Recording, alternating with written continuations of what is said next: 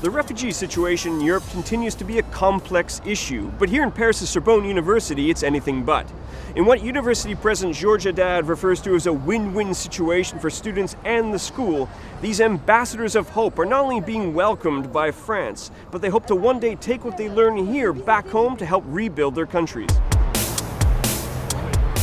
Comment tu as trouvé le programme ici pour les réfugiés? En fait, j'étais sur le site internet et j'ai vu que le Maison internationale il a mis qu'il y a un programme pour les réfugiés syriens pour intégrer pour la langue française. Après, on va entrer directement à l'université. Le lendemain, j'ai déposé mon dossier à la Maison internationale. Après, elle m'a donné un rendez-vous, elle m'a fait un entretien. Après, elle m'accepte et je suis entrée directement. J'ai suivi la langue française pour 6 mois. Après, j'ai passé l'examen et j'ai obtenu le diplôme. Et maintenant, je suis à l'université dans le sens mathématique informatique. Vous venez d'Afghanistan, mais expliquez le voyage avant vous êtes arrivé ici. Mais c'est pas facile ça, j'imagine. Oui, c'était pas facile parce que en Afghanistan, il n'y a pas d'oxygène. J'étais journaliste là-bas. À cause de ma situation politique, j'ai demandé à l'ambassade de France à Kaboul et il m'a envoyé en France.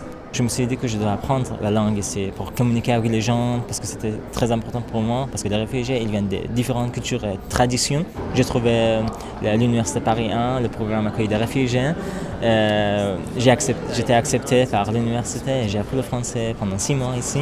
Et après j'ai essayé d'intégrer en France pour savoir plus comment ça marche, comment ça fonctionne l'administration, comment je peux demander pour mon protection. Maintenant, heureusement, j'ai eu le statut réfugié.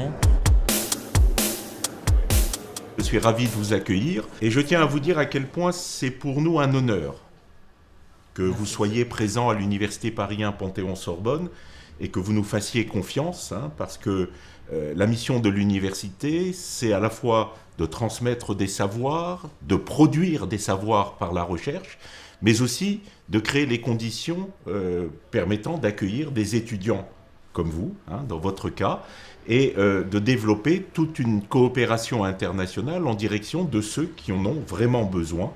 Et vous en avez besoin de la même façon que nous avons besoin de vous. Vous donnez à notre université cette dimension humaniste qui est essentielle. Et vous êtes, pour nous, cet espoir d'une citoyenneté mondiale qui s'accomplit à l'intérieur de l'université. Et c'est pour cela que je vous ai qualifié, vous le savez peut-être, de messager de l'espoir. Pourquoi messager de l'espoir? Parce que vous êtes les messagers de l'espoir pour vous-même, pour votre famille, pour votre pays, mais vous êtes aussi les messagers de l'espoir pour notre université.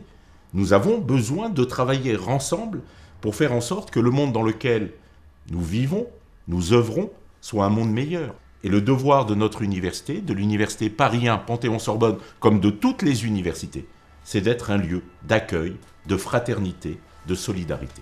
Pour moi, ce que c'est important, c'est mes études, pour continuer mes études ici, pour finir mes études et après rentrer dans mon pays, pour travailler là-bas, pour combattre contre les talibans, pour tout ce qui c'est contre l'éducation, contre les droits de l'homme. Je voudrais finir mes études, je voudrais être ingénieur informatique. Dans la future, je veux travailler entre la France et la Syrie. Vous avez la chance, entre guillemets, je le dis avec précaution, d'être ici aujourd'hui. Mais des milliers de jeunes comme vous n'ont pas cette chance. Qu'est-ce qu'on peut faire? Je crois qu'il faut qu'il y ait une vraie solidarité mondiale au niveau des universités d'Europe, du monde, pour justement développer ces programmes d'accueil. Ça ne peut pas rester dans la marginalité d'une, 2, 10 universités. Il y a en Europe des centaines d'universités, en Amérique du Nord et ailleurs, capables de faire ce que Paris 1 fait, devant faire ce que Paris 1 fait. Et donc moi j'appelle à une grande solidarité mondiale pour que ça ne reste pas au niveau de 140 étudiants à Paris 1 à peu près, 140, 150, et nous atteignons le seuil de notre capacité, puisque nous n'avons pas les moyens d'accueillir plus d'étudiants, même si on aimerait le faire. Mais cela ne pourra aboutir que si toutes les universités d'Europe et d'Occident se lèvent ensemble, s'unissent ensemble pour accueillir ces étudiants que vous représentez, ces messagers de l'espoir.